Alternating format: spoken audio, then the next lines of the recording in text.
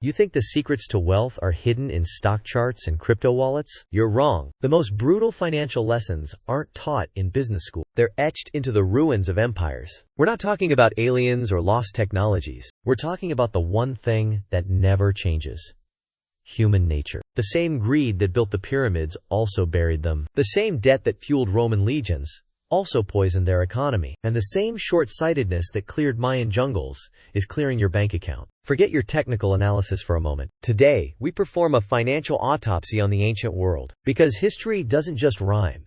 It screams warnings at those who are willing to listen. Let's start with Rome. Everyone loves Rome.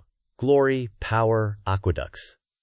But peel back the marble veneer and you find a terminal disease: coin debasement. In the early days of the empire, a silver denarius was nearly pure silver. It was real money. It had intrinsic value because the state said it did, and the metal itself proved it. But empires are expensive.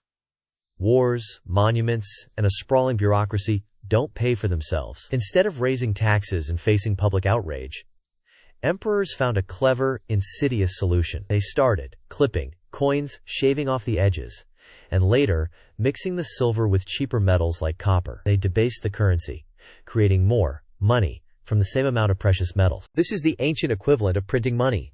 It's quantitative easing with a hammer and anvil. The immediate effect? The state could pay its bills. The long-term effect? Catastrophe. People aren't stupid. They quickly realized the new coins felt lighter, looked different. Trust in the money, and by extension, the state, began to evaporate. This led to Gresham's law in action. Bad money drives out good. People hoarded the old, pure silver coins and spent the new, junk coins as fast as possible. This flood of bad money, chasing fewer goods, created rampant inflation.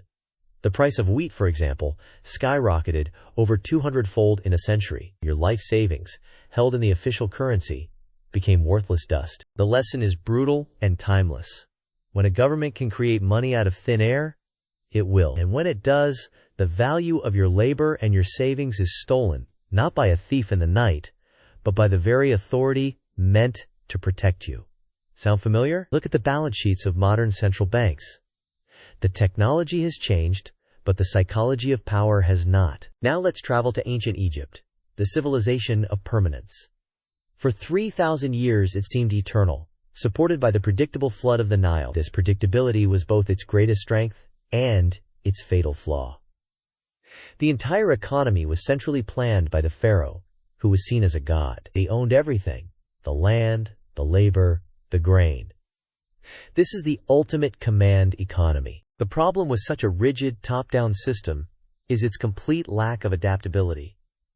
All decisions flowed from one source. A brilliant pharaoh could bring prosperity, but a foolish one, or a series of mediocre ones, could doom the nation. There was no room for private innovation, no entrepreneurial class to solve problems from the ground up. The system was strong, but incredibly brittle. Furthermore, Egypt suffered from a resource curse. The Nile was so reliable that it discouraged the development of new technologies or economic diversity. Why innovate when the black silt provides for you every year? This dependency created fragility. When a series of lower-than-normal floods occurred, or when foreign powers with superior bronze and iron weapons arrived, the supposedly eternal system cracked under the strain. The psychological parallel today is relying on a single, seemingly stable source of income, or a single, can't-miss, investment. Your pharaoh could be your single employer. Your Nile could be a dividend stock that is paid out for 50 years. Stability breeds complacency. True financial resilience isn't found in a single, strong pillar, but in a diversified, adaptable network of assets and skills that can withstand unforeseen shocks. Finally, let's venture into the jungles of the Mayan civilization. They weren't destroyed by invaders or a single cataclysmic event. They engineered their own demise through environmental over-leveraging. They built magnificent cities in a hostile jungle, supported by an incredibly sophisticated agricultural system of terraces and canals. They were masters of their environment, until they weren't. To support a growing population and build their monumental temples, they engaged in widespread deforestation. This had cascading consequences. It led to soil erosion and reduced the land's ability to retain water. making them more vulnerable to their naturally occurring cycles of drought. They were essentially taking on massive environmental debt, borrowing ecological capital from the future to pay for the present. When a prolonged, severe drought hit, their finely tuned system, now stripped of its natural buffers, collapsed entirely. The canals ran dry, crop yields plummeted, and the social contract between the rulers and the people dissolved into chaos. Their complex society was a house of cards built on the assumption that the rains would always come and the jungle would always provide. This is a direct allegory for financial leverage.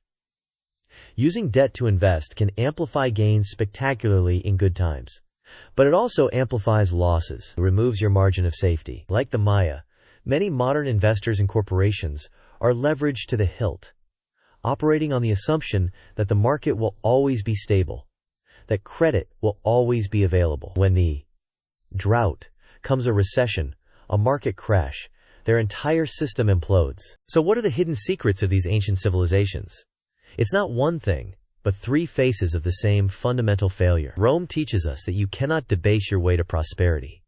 Easy money is a poison that destroys trust and value. Egypt shows us that over-centralization and a lack of diversification create a brittle system that shatters under pressure. And the Maya are a stark warning about the catastrophic danger of leverage and sacrificing long-term resilience for short-term growth. The artifacts they left behind aren't just museum pieces.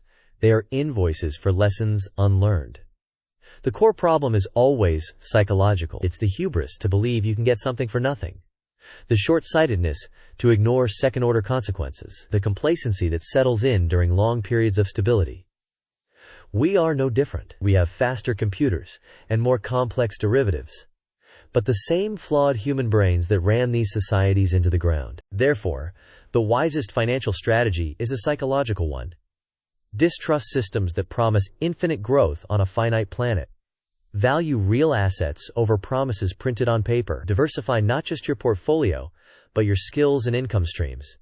And most importantly, maintain a margin of safety. Leave room for error, for droughts, for the unexpected barbarian at the gates. Build your financial life not like a perfect, fragile pyramid, but like a resilient, adaptable ecosystem. Stop searching for the next hot stock tip.